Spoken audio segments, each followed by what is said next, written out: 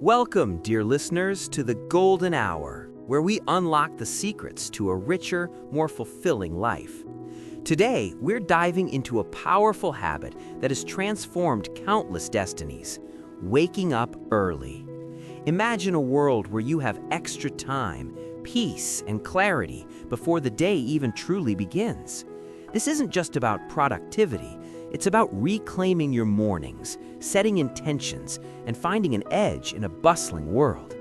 Let this story inspire you to seize that quiet dawn and discover the incredible potential within your own early hours. In a small, bustling town lived a young man named Rohan.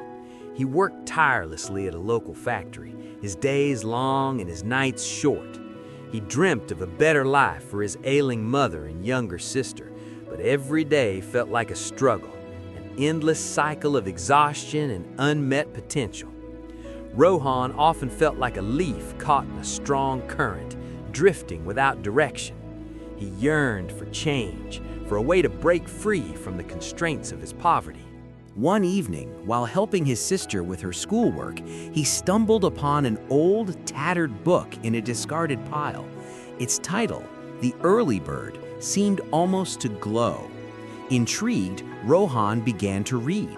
The book spoke of the profound impact of waking up at 5 a.m., not for work, but for oneself.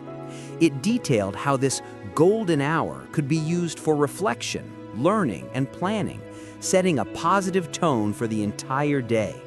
Initially, Rohan scoffed. How could waking up even earlier possibly help when he was already so tired? But a deep-seated hope pushed him to try. The first few days were brutal. The alarm felt like a cruel master dragging him from sleep. He'd stumble out of bed, groggy and irritable, wondering if it was all a foolish endeavor. Yet he persisted. He started by simply sitting in silence, watching the sunrise paint the sky. Gradually, something shifted. The quiet solitude of the early morning became his sanctuary. He began to use this time. First, he'd read a chapter from his sister's old English textbook, slowly improving his language skills. Then he'd jot down ideas for new inventions, small improvements he could suggest at the factory. He started planning his day, prioritizing tasks, and even found time for a short, invigorating walk. The clarity he gained was remarkable.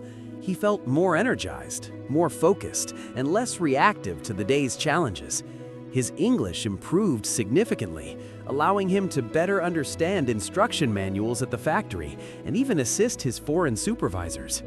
His inventive ideas, once just scribbles, began to take shape.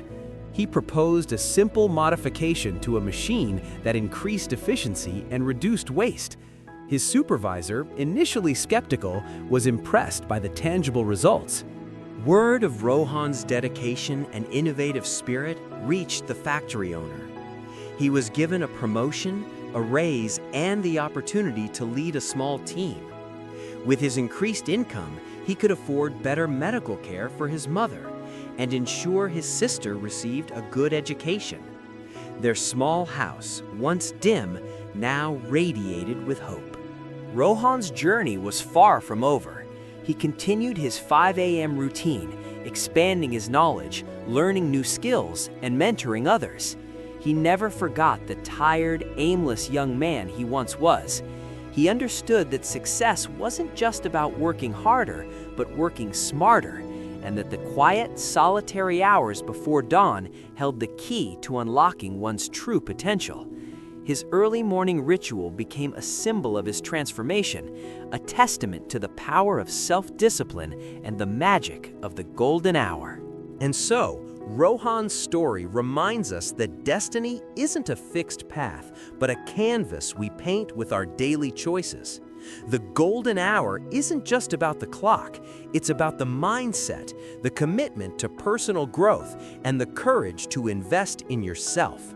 Whether you use it for learning, planning, or simply finding inner peace, waking up early can be your secret weapon. Embrace the quiet before the storm, for in those serene moments, you can truly shape the life you've always dreamed of.